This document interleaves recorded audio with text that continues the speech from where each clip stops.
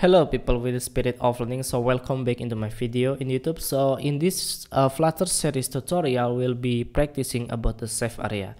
So if you're googling the save area font, you're gonna get a lot of picture that could be used as explanation.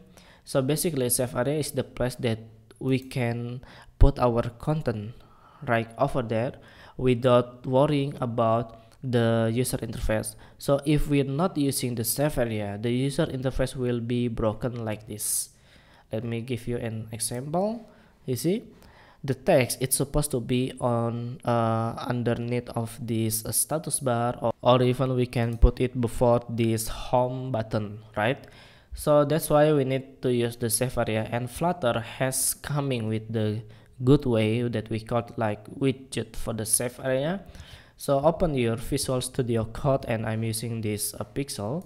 So whenever you got this container, and then you will have the child, maybe we can put like the text simple here, like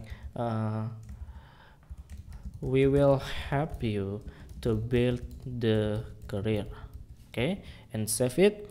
And you're gonna see this paragraph, this sentence is really really annoying because it's broken. You can see the status bar over here and just overlapping, so that is why we need to use the save area to keep things beautiful, and then it's not gonna broke the user interface design. Now if we put this text inside of the save area just like this, and then we're gonna have a child here, we can save, and it's gonna be like this. It's perfect, okay, and it is really amazing. I love Flutter. So basically this is how save area working in the Android and then iOS, so you don't have to worry about the content, okay. So thank you very much once more again, and I'll see you in the next tutorial.